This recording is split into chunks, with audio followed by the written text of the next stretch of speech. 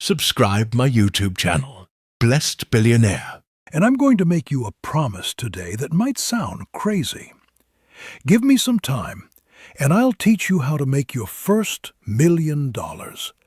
Not through luck, not through inheritance, not through gambling or crypto or some get-rich-quick scheme, but through a proven, methodical, step-by-step process that I've used to build multiple seven-figure businesses and that I've taught to hundreds of students.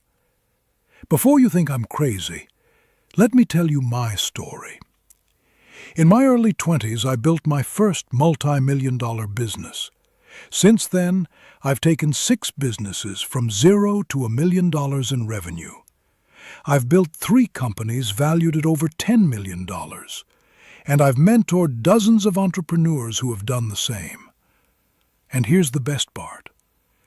You don't need experience. You don't need a big investment. You don't even need a business idea yet. All you need is time. Time to learn, time to test, time to build, time to grow. Give me the next 20 to 30 minutes, and I'm going to walk you through the exact 5-step process to go from zero, a standing start, all the way through to 7-figure revenue. This isn't theory. This is the actual path, the path I took, the path my students took, the path that works. But before we dive in, I need to tell you something. This is going to require work, real work, not passive income nonsense, not make money while you sleep fantasies. Real, focused, strategic work. In the Torah, it says in Genesis 2:15, "The Lord God took the man and put him in the Garden of Eden to work it and take care of it." Work isn't a curse. Work is how we create value. Work is how we build wealth. So if you're looking for a shortcut, this isn't it. But if you're looking for a real path, a proven path, a path that actually works, you're in the right place. Let's begin. The 5 steps to your first million are divided into 2 categories: below the line and above the line. Below textbooks. Real business. How do you acquire customers? How do you deliver value? How do you manage cash flow? How do you handle problems? You can't learn this in school. You can only learn it by being in the arena. Thing number 2, self-awareness. You need to figure out what you're good at, what your strengths are, what your weaknesses are, what energizes you, what drains you, what you love, what you hate. Most people have no idea who they are. They've never tested themselves. They've never been in a position where they had to perform. The apprenticeship forces you to discover yourself. Thing number 3, access to resources. You need to learn how to get things done with limited resources. How do you run ads with no budget? How do you hire people with no money? How do you build systems with no team? How do you create value from nothing? This is the entrepreneur's superpower, and you can only develop it by working in an environment where resources are scarce. I did this myself. I worked for a guy named John for 2 years. We ran non-stop marketing and sales campaigns. I learned how to acquire customers. I learned how to close deals. I learned how to manage operations. I learned how to think like an entrepreneur. And when I left, I wasn't just an employee anymore. I was ready to build. In the Talmud, there's a concept called Talmid Chacham, a wise student. The wise student doesn't just learn information. They learn from experience. They sit with masters. They observe. They ask questions. They practice. They fail. They learn. That's what the apprenticeship is. It's your Talmud. It's your training ground. Don't skip it. Step 2. The side hustle. Once you've completed your apprenticeship, you're ready for Step 2. But you're not ready to quit your job yet. Not yet. Step 2 is about testing your entrepreneurial skills in a low-risk environment. You're going to launch 90-day side hustles. Not permanent businesses, not long-term commitments, just 90-day experiments. Why 90 days? Because I don't want you getting stuck. I don't want you building some preparation. Do the side hustles. Build the skills. Then move to Step 3. Step 3, the chaos method. Now we're above the line. Now you're ready to build a real business. And the first phase of building a real business is what I call the chaos method. Chaos stands for concept, audience, offer, sales.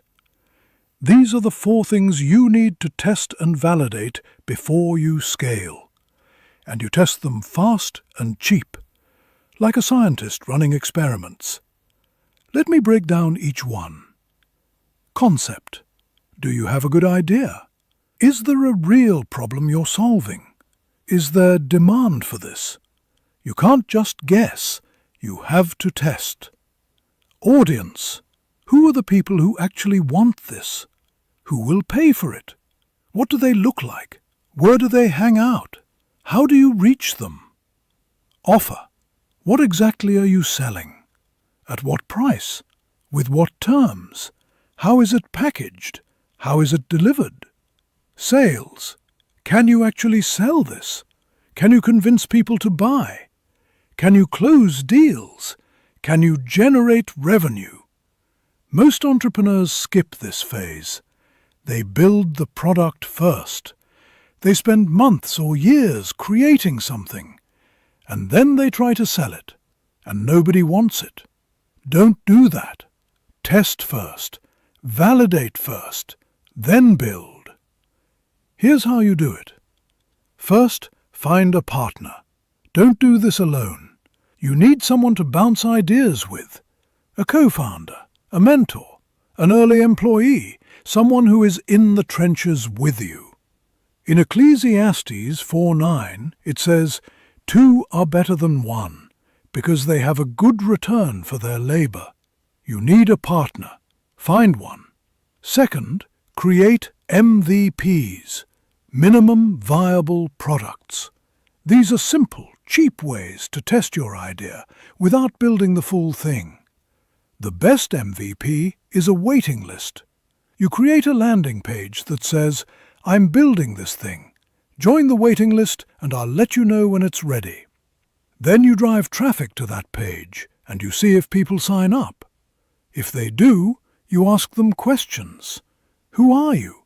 What problem are you trying to... And sales process, you're ready to scale. This is where you go from a few customers to hundreds. From thousands in revenue to hundreds of thousands. Here's how you scale. First, systematize your sales process. You can't keep doing one-on-one sales meetings forever. You need a system, a funnel, a process that works without you. Maybe it's a webinar. Maybe it's a sales page. Maybe it's a team of salespeople. Whatever it is, it needs to be repeatable and scalable. Second, build a team. You can't do everything yourself. You need people. Start with the roles you hate or the roles you're bad at. Hire for those first. For me, I hate operations. I hate details. I hate logistics. So I hired an operations person first, and it freed me up to focus on what I'm good at: strategy, sales, and vision. Third, create systems and processes. Document everything. How do you onboard a customer? How do you deliver the product? How do you handle support? How do you manage finances? If it's not documented, it's not scalable. If it's not scalable, you're stuck. In Proverbs 21:5 it says, The plans of the diligent lead to profit, as surely as haste leads to poverty.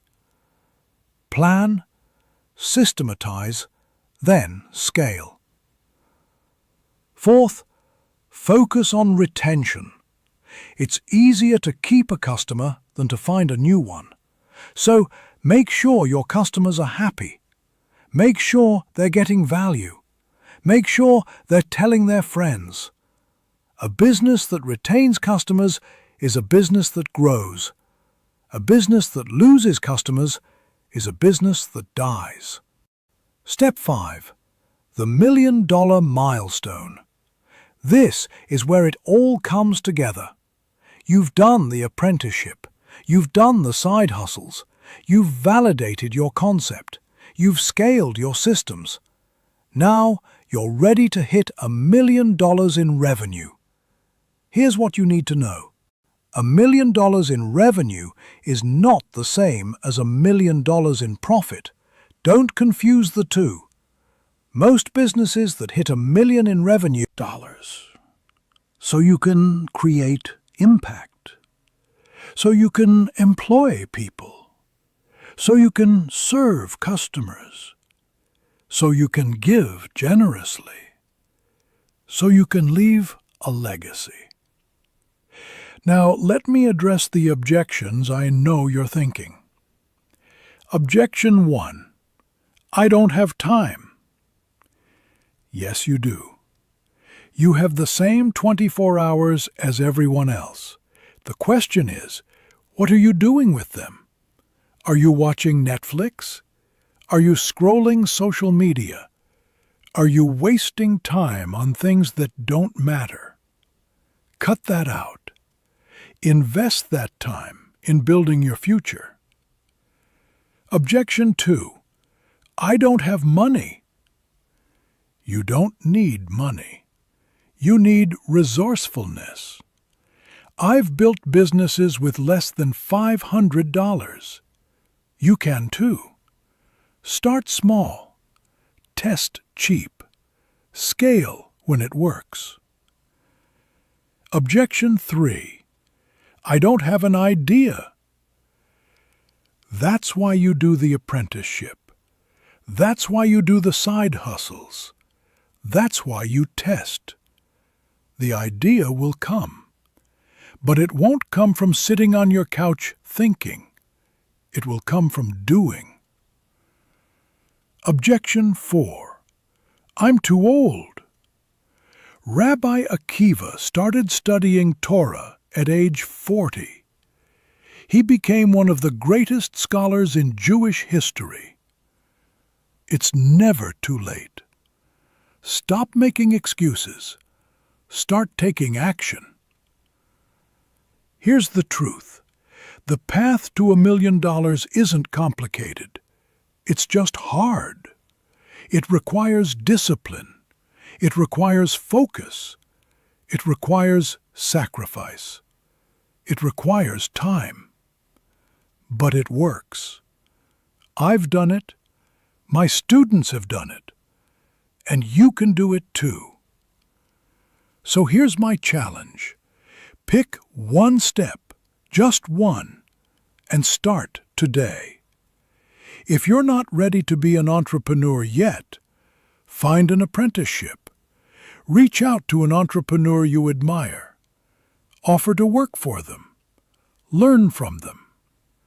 If you've done the apprenticeship, start a 90-day side hustle. Pick something, test it, learn from it. If you're ready to go full-time, start test intelligence. It's not connections. It's not even luck. It's something the Torah calls emunah, faith combined with action. Not blind faith, not wishful thinking, but the kind of faith that moves your feet. In the book of James it says, faith without works is dead. You can believe all day long that you're going to make $1 million, but if you don't take action, it's meaningless. Let me tell you about 2 students I mentored. Both came to me at the same time. Both had similar backgrounds. Both had the same resources. Both learned the same system. The first student, let's call him David, took massive action. He did the apprenticeship. He launched 3 side hustles in 6 months. He tested 10 different concepts. He had 50 sales conversations. He iterated constantly. And within 18 months, he hit his first million in revenue. The second student, let's call him Michael, did nothing. He watched the videos. He took notes. He made plans. He created spreadsheets. But he never actually launched anything. He was always getting ready, always waiting for the right time, always perfecting the idea. 3 years later, David has a thriving 7-figure business. Michael is still planning. The difference? Action. David took imperfect action. Michael waited for perfect conditions. In the Talmud, there's a teaching. It is not your responsibility to finish the work, but neither are you free to desist from it. You don't have to have it all figured out. You just have to start. Now, let me give you some practical advice for each stage of this journey. For the apprenticeship stage, don't just look for any job. Look for entrepreneurs who are actually building something. How do you find them? LinkedIn, local business events, industry conferences. Reach out. Offer to work for free if you have to. The education you'll get is worth more than any salary. And when you're in the apprenticeship, don't just do your job. Observe everything. Ask questions. Volunteer for projects. Get involved in what to build. I made this mistake with my second business. I spent 8 months building what I thought was the perfect product. When I finally launched it, nobody wanted it. I had to start over. With my third business, I built an MVP in 2 weeks. I got it in front of customers. They told me what they wanted. I built that, and it worked. For the scale stage, this is where most entrepreneurs get stuck. They know how to start. They don't know how to scale. Here's the secret. Scaling is about removing yourself from the equation. Every time you're the bottleneck, you limit your growth. So ask yourself constantly, what am I doing that someone else could do? What processes can I document? What systems can I build? What people can I hire? Your job as the entrepreneur is not to do everything. Your job is to build a machine that does everything. And then you work on the machine, not in the machine. For the $1 million milestone, when you hit it, celebrate, but don't stop. Because $1 million in revenue is just the beginning. Now you need to focus on profit. Now you need to focus on sustainability.